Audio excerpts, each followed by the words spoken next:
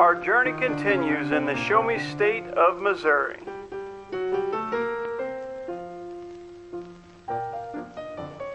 The first real place to welcome us on Route 66 is St. Louis.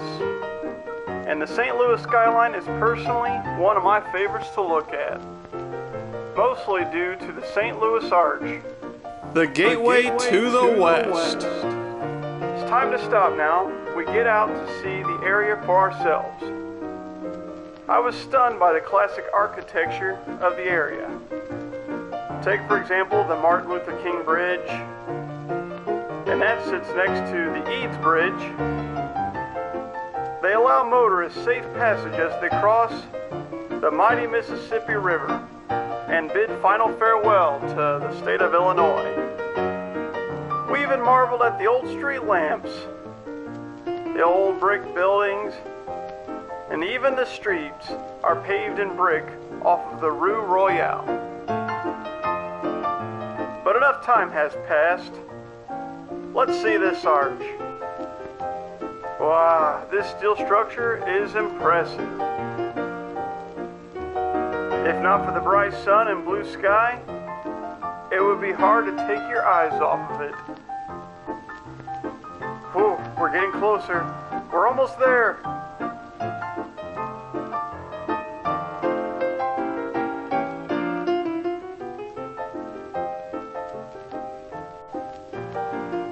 This trip would not be complete without putting our hands on this steel structure and taking a commemorative selfie.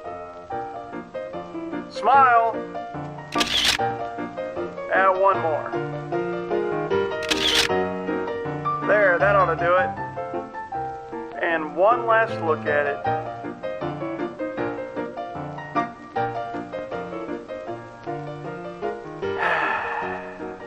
Et on y va.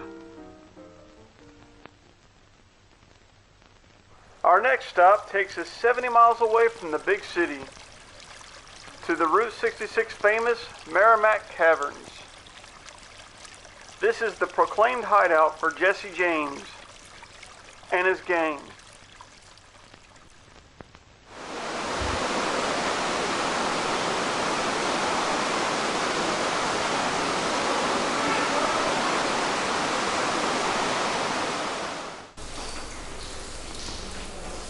As you can see, the cave is full of stalactites. These are the tapering structures hanging like icicles. They are formed of calcium salts that were deposited by dripping water. There's also a lot of stalagmites,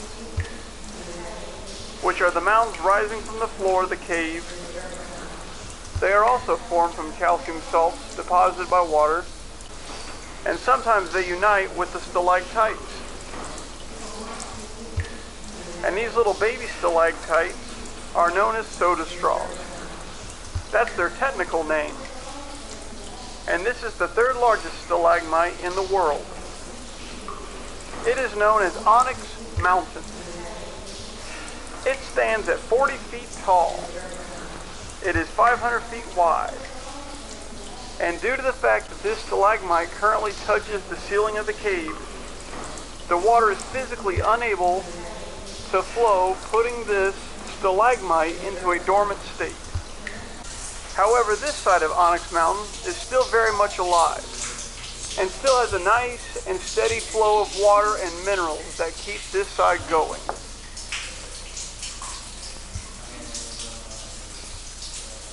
Across from the living side of Onyx Mountain is a little natural pond filled with more stalagmites and stalactites. And from here, the tour guide entertains us with a little light show.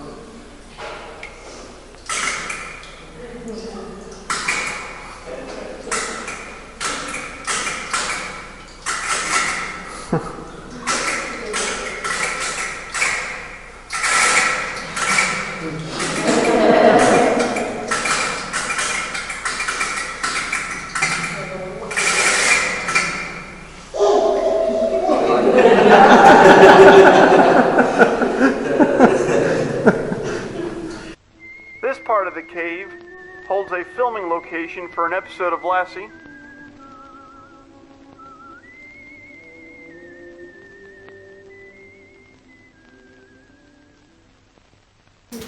And located up here, past all these dripping formations,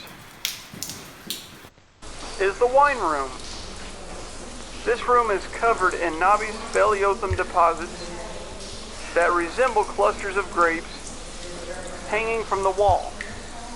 And this here is the table that is complete with bottles of wine, hensing the name, the wine room.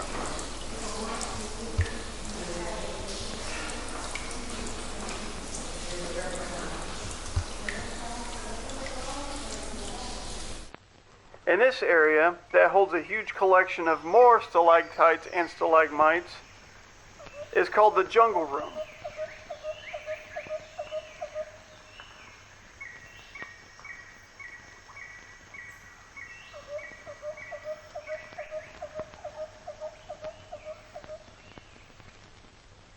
And this ceiling is known as the Great Dome, and thanks to the special lighting, when it casts the reflection upon the mirror river below, it gives the illusion that it just goes on forever and ever.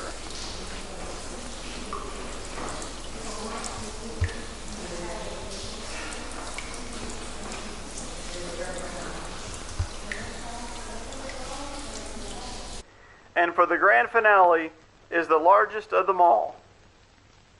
It is simply called the stage curtains. And on this stage curtain, we watch a feature, an appreciation to our country, the United States of America.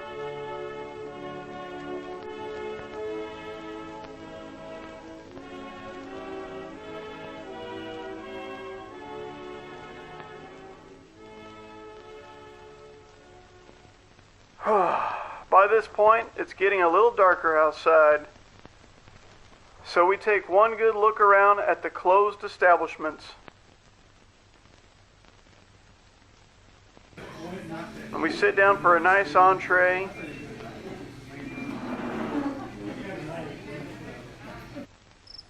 At the Missouri Hick Barbecue. And we decide to make our final stop for the night at the Wagon Wheel Motel. This motel had everything a person needs to get a nice rest. A soft bed, a place to sit and think, good indoor plumbing. Yes, it's time to call it a night.